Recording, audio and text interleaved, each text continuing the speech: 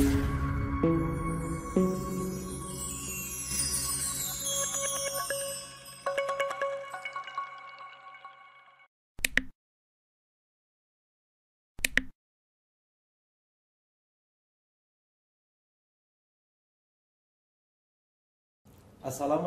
warahmatullahi wabarakatuh. Waalaikumsalam warahmatullahi wabarakatuh.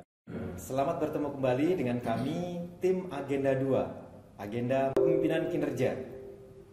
Baik sahabat BPSDM, pada kesempatan kali ini kita akan membahas mata pelatihan komunikasi efektif. Setelah pada pokok bahasan pertama, maka pada kesempatan kali ini kita akan membahas pokok bahasan komunikasi efektif dalam organisasi. Organisasi pemerintahan, organisasi swasta, maupun organisasi yang lainnya memerlukan proses komunikasi yang baik atau komunikasi yang efektif. Komunikasi harus dikelola dengan baik, terprogram, dan berkelanjutan. Nah, hari ini kita akan membahas proses komunikasi yang efektif di dalam organisasi. Sudah hadir di dalam kelas ini narasumber Pak Iman Iskandar. Assalamualaikum. Kemudian Pak Gatot. Assalamualaikum. Kemudian juga sudah hadir beliau-beliau yang nanti akan mengajukan pertanyaan, Pak Edang Kendana atau Kang Edang. Ya, assalamualaikum. Juga sudah hadir Coach Denny atau Pak Dr. Denny. Assalamualaikum. Baik, Pak Iman, di dalam sebuah organisasi kan memerlukan proses komunikasi yang baik, yang efektif. Bagaimana atau apa manfaat sebenarnya proses komunikasi yang efektif itu tersebut bagi organisasi, Pak? Baik, terima kasih Pak Mahmudan, Pak Gatot, Pak Edang, dan Pak Denny, sahabat BPSDM. Setelah kita teman-teman peserta pelatihan kepemimpinan administrator ya mengikuti ceramah tentang komunikasi efektif, kemudian memahami makna dari komunikasi efektif, maka sekarang kita coba menggali lebih apa sih peran dari komunikasi efektif itu. Nah, tadi pertanyaan Pak Mahmudan ya berkaitan dengan manfaat secara berkelanjutan. Manfaat dari komunikasi itu merupakan juga peran dari komunikasi efektif. Nah, di dalam satu organisasi kita tahu bahwa merupakan kumpulan dari individu-individu ya, karyawan, kemudian pimpinan ya, itu semua mereka kita harapkan mampu menerapkan komunikasi efektif secara individu. Nah, dari situ baru kita berangkat framingnya kepada organisasi. Nah, sehingga dalam mata pelatihan kita ini adalah komunikasi efektif di dalam konteks organisasi. Nah, manfaat yang bisa dihasilkan dalam komunikasi efektif di sebuah organisasi ada 4M, Pak Mahmudan. Ya. Oke. Jadi M yang pertama itu adalah sejauh mana komunikasi efektif itu mampu meningkatkan produktivitas. Seperti itu. Jadi meningkatkan produktivitas ini sekaligus nanti juga akan meningkatkan kehasilan organisasi dalam mencapai tujuan organisasi. Nah, ini dimaknai Bapak dan Ibu bahwa setiap karyawan sampai ke level pimpinan itu harus mampu melakukan komunikasi terbaik, ya. Baik dengan sesama selevel dalam jabatannya maupun kepada yang di atasnya maupun dari pimpinan kepada bawahannya. Nah, ini tentu akan berimplikasi pada produktivitas. Seperti itu, Pak Mahmudan. Oh iya. Jadi kalau setiap level jabatan dari tingkat bawah sampai dengan tingkat atas menjalin komunikasi dengan atau komunikasi yang efektif itu sangat sejalan ya dengan apa ASN nanti kita akan berkelas dunia gitu ya. Kalau M yang kedua gimana tuh Mas Iman? Nah, oke, Pak Edang ya.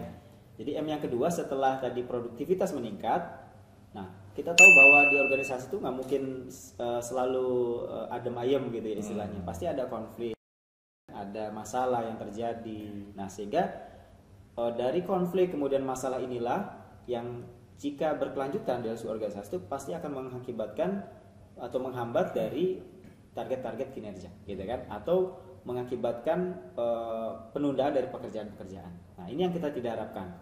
Nah, sehingga kalau terjadi konflik berkelanjutan tidak selesai-selesai ya, atau ada masalah yang tidak selesai di organisasi, pasti akan menimbulkan pemborosan sumber daya begitu kan. Nah, kemudian juga ya secara keseluruhan ya akan berimplikasi negatif kepada organisasi. Nah, disinilah peran komunikasi. Nah, sehingga harapannya dengan komunikasi yang baik secara terbuka di tempat kerja dari bawahan kepada pimpinan, ya pimpinan kepada bawahan. Nah, ini semua masalah yang terjadi, konflik yang terjadi bisa diselesaikan dengan diskusi secara bersama-sama, seperti itu. Setuju banget tuh Mas Iman. Saya ngebayang juga anggota organisasi harus sering-sering komunikasi dan berdiskusi. Ya, betul. Jadi supaya meningkatkan kinerja lebih tinggi untuk organisasi. Nah, yang ketiga apa sih, Mas Iman? Saya tahu nih, jadi penasaran. Ya, yang ketiga apa nih ya, sahabat BPSDM? Ini ada rekan saya Pak Gatot, ya. Mungkin beliau bisa menjelaskan. Silakan Pak Gatot. Ya, terima kasih Mas Iman. Yang ketiga, ini sesuatu yang memang boleh dikata menarik. Karena kalau nggak ada yang ketiga itu kadang-kadang kita kerja itu menjadi frustrasi. Ya. Karena apa? Karena yang ketiga itu adalah mengembangkan kualitas karyawan dan lingkungan. Ya, jadi coba kita bayangkan kalau kita itu hanya gini-gini aja gitu ya, kualitinya tidak meningkat, ya tentu apa rasa kita memiliki organisasi, kemudian rasa kita berkomunikasi dengan pimpinan, dengan teman-teman sendiri menjadi tidak bermakna lagi. Jadi memang ini quality itu juga sangat diperlukan, lingkungan, quality.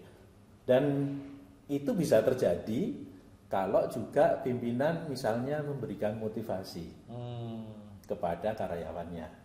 Ya, jadi tidak hanya yang namanya kualitas ditingkatkan itu hanya keinginan dari si karyawan, tetapi memang pimpinan juga harus memberikan semacam stimulus gitu ya, support kali ya. Iya, support betul. Jadi support itu sehingga betul-betul bahwa saya itu memang diberi kesempatan, diberi saluran untuk menyampaikan ide-ide dan gagasan kita.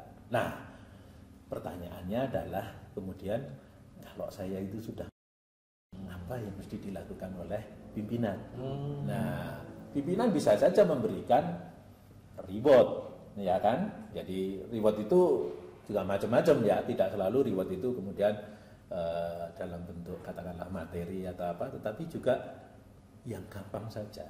Misalnya kita dengan bawahan sudah mengerjakan apa yang kita lakukan, lalu kita mengucapkan terima kasih. Gitu ya. Sederhana sekali Pak. Jadi yang menyentuh pribadi seseorang, personal. Nah ini saya pikir kalau itu bisa dilakukan di dalam suatu organisasi, maka tidak hanya si orangnya itu yang tersentuh, tapi berarti kan lingkungannya nih. Betul. Jadi tidak lagi tadi di awal tadi disebutkan misalnya ada konflik dan sebagainya, nggak perlu ada lagi seperti itu kalau kita berhubungannya sudah menjadi baik. Nah ini yang seperti ini yang perlu diberikan ruang agar quality dari karyawan itu bisa meningkat. Ujung-ujungnya juga outputnya kok untuk organisasi. Iya. Dan itu akan meningkatkan kepuasan kerja ya. Oh iya, ya pastilah. Wah ini menarik sekali nih, Pak Gatotnya ini menarik sekali nih. Saya mendapatkan penjelasan dari 4M, kemudian M1, M yang kedua, M yang ketiga. Saya penasaran tuh. Saya penasaran karena ini adalah goalnya yang terakhir nih kira-kira, ya. Nah kalau M yang terakhir apa tuh kira-kira tuh? Iya. Makasih Pak Edang. Jadi yang terakhir itu setelah kita tadi kiri kanannya bagus gitu ya, nah lalu perlu adanya kita membentuk hubungan yang profesional. Jadi namanya pekerja ya dia harus melakukan sesuatu dengan profesional. Nah jadi bagaimana hubungan profesional dan lingkungan kerja itu betul-betul kondusif.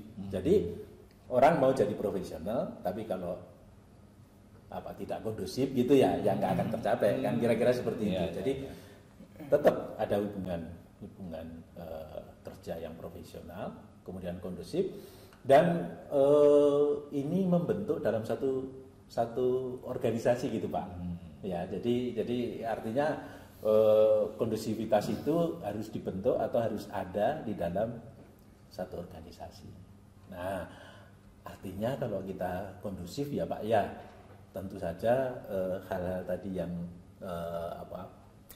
ya perbedaan-perbedaan yang kemudian menjadi itu sudah nggak ada lagi. Ada friksi-friksi ya. Itu sudah nggak ada lagi. Jadi kemudian juga pimpinan dan karyawan itu bekerja dengan enak. Jadi dengan rasa yang enak.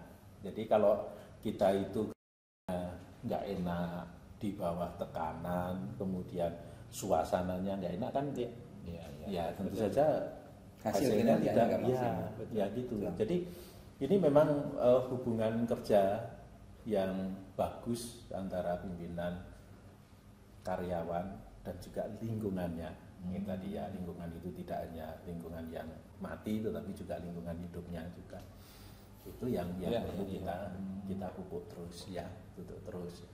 Dan kemudian ada kejujuran dan keterbukaan Pak. Ini nggak mudah, ini yang namanya jujur dan terbuka ini nggak mudah. Tidak semua orang mau dan mampu untuk melakukan hal yang sebetulnya hal yang mudah, tetapi mungkin kita masih kadang-kadang belum bisa mencapai itu. Jadi jujur, terbuka ya, maka kalau ada kesulitan di pekerjaan itu kita bisa mengatakan ini, lalu ada diskusi. Nah itu saya itu. Jadi itu diskusi kita juga hubungan ya antara kita dan karyawan, antara karyawan dengan pimpinan. Jadi kira-kira seperti itu Pak. Mudah-mudahan sih 4M gitu nanti bisa. Jadi saya ingat nih Pak, mohon izin saya penasaran, sekarang kan zaman digital. Nah bagaimana solusinya nih, sekarang kan banyak karyawan yang WFH. Bagaimana strateginya untuk menerapkan 4M? Iya, menarik sekali ke sini pertanyaannya ya Pak Denny ya.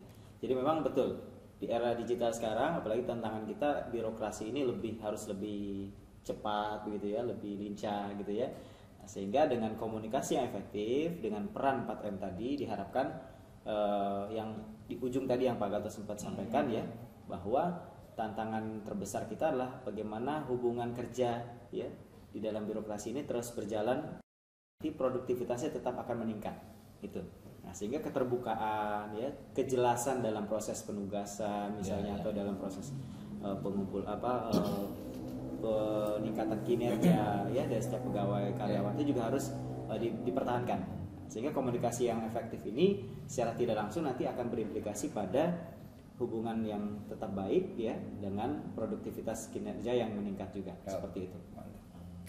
Baik, terima kasih, luar biasa ya diskusinya. Pak Iman, Pak Gatot, Kang Edang, Coach Denny, ini menarik sekali, luar biasa diskusi kita. Nah, dari apa yang Bapak-Bapak sampaikan tadi, ini menggambarkan bahwa ketika dilakukan proses komunikasi yang efektif dalam sebuah organisasi, maka karyawan tersebut akan merasa dihormati, dihargai ya. Kemudian karyawan tersebut mendapatkan penghargaan. Dan ini akan menumbuhkan atau meningkatkan loyalitas terhadap organisasi tersebut. Betul sekali. Nah, ini penting ya, ini poin penting yang hasil dari diskusi kita. Oleh karena itu, ini jadi sangat menarik bagi Bapak, bagi sahabat BPSDM. Tentunya ini menjadi poin yang penting yang untuk didiskusikan, kemudian dilaksanakan sehari-hari dalam pelaksanaan pekerjaan di kantor sahabat BPSDM masing-masing. Demikian yang bisa kami diskusikan pada kesempatan kali ini.